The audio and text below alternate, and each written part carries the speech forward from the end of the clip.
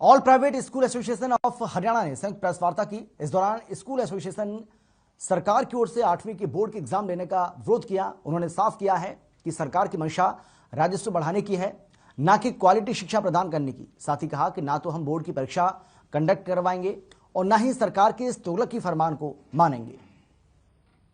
हरियाणा सरकार द्वारा 8वीं की बोर्ड की परीक्षा करवाने के आदेश को लेकर सभी निजी संस्थान एकजुट हो चुके हैं। इस समय हम मौजूद हैं चंडीगढ़ के प्रेस क्लब में, जहां पे आज निजी स्कूल संस्थानों द्वारा प्रेस वार्ता की गई और उन्होंने साफ लफ्जों में कहा कि यदि सरकार जो है वो 8वीं की बोर्ड की परीक्षा लेती है तो वो किसी भी तरीके की रजिस्ट्रेशन फीस या फिर उसको जो है रजिस्टर नहीं करवाएंगे। इस समय हमारे साथ हैं निजी स्कूल संस्थान के प्रबंधक। जी सर, क्या नाम है आपका और कौन सी संस्था है? मैं प्रशांत मंजाल हूं। हमारी संस्था है हरियाणा प्रोग्रेसिव स्कूल्स कॉन्फ्रेंस, उसका मैं वाइस प्रेसिडेंट स्टेट हूं। जी सर, किस तरीके से देखते हैं जो ये फैसला लिया गया 8वीं की बोर्ड की परीक्षा करवाने का जो फैसला लिया गया है, कोरोना के लगभग 2.5 साल गुजरने के बाद ये फैसला जो है पहली बार सरकार लेती है, किस तरीके से देखते हैं? जी, जो ये सरकार ने फैसला लिया है ये केवल और केवल अपनी जिद में लिया है और बाकी सब तथ्यों को इन्होंने इग्नोर कर दिया। एक एजुकेशन डिपार्टमेंट एजुकेशन की ना सोच के सिर्फ पैसे कमाने की सोच रहा है और सिर्फ इसलिए ये फैसला इन्होंने हमारे पे लागू किया है ताकि ये ज्यादा से ज्यादा कमाई कर सकें। क्वालिटी एजुकेशन की कोई बात ही नहीं हो रही है यहाँ। सर, किस तरीके से देखा, जिस तरीके से आपने आरोप लगाए कि ज्यादा से ज्यादा राजस्व जो है बढ़ाया जाए, उसको लेकर ये तमाम तरह के आदेश जो है वो पारित किए जा रहे हैं आनंद फानन के अंदर, किस तरीके से थोड़ा सा ब्रीफ करके बताएं कि किस तरीके से सरकार जो है कितनी राशि जो है वो प्राइवेट स्कूलों से वसूल रही है और बच्चों से वसूल रही है? जी, सरकार ने जो हमारे पे राशि लगाई है वो है 5,000 रुपए प्रति स्कूल, तो उसको रजिस्टर कराने के लिए होगा। फिर जो बच्चे से लिया जाएगा 100 रुपए एनरोलमेंट है और 450 रुपए एग्जामिनेशन चार्जेस है। अगर हम इस सबको कैलकुलेट करें तो ये करीबन 30-40 करोड़ रुपए की अमाउंट बनती है और इस 30-40 करोड़ रुपए की अमाउंट को लेने के लिए ही बोर्ड ने इस चीज को माध्यम बनाया है कि सीबीएसई स्कूल्स को, आईसीएसई स्कूल्स को एवं जो अभी प्रेजेंट हरियाणा बोर्ड की भी 8वीं है उसको शुरू कराया जाए।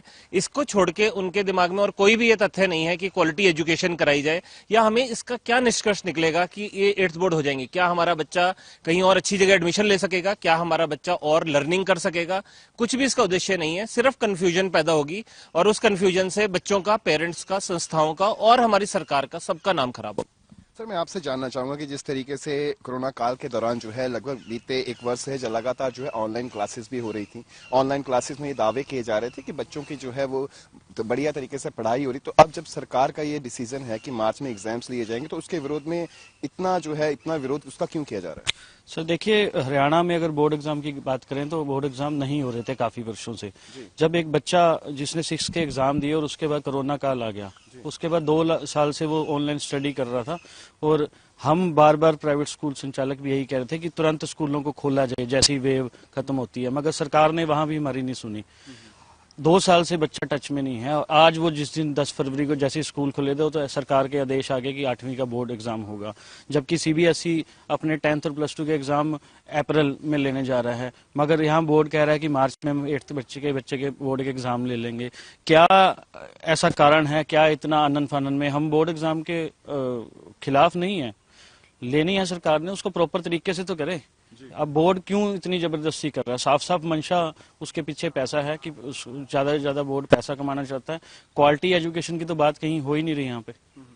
सर, एक बात जहन में आ रही थी कि जिस तरीके से अगर आपने बात करी कि हरियाणा के अंदर जो स्कूल्स आते हैं, हरियाणा भिवानी बोर्ड के अंदर जो स्कूल्स हैं उनकी बात तो अलग है, लेकिन सीबीएसई की बात करें, आईसीएसई की बात करें, क्या उनके एग्जाम्स भी जो है वो Haryana board of school education लेगा या किस तरीके से? देखिए, 2000 के करीब लगभग स्कूल हैं अगर हम सीबीएसई और आईसीएसई को मिला के देखें तो 2000 स्कूलों में 5,000 रुपये रजिस्ट्रेशन फीस बता दी गई, तो 1 करोड़ रुपया तो वो वहां से इकट्ठा हो गया।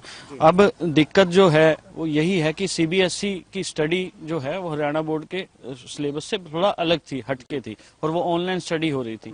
तो वो किस तरीके से बोर्ड अपनी मनमानी कर सकता है? अगर एससीईआरटी ने बोर्ड को एजेंसी बनाया भी है एग्जामिनेशन, तो वो सीबीएसई को भी एजेंसी बना सकता था।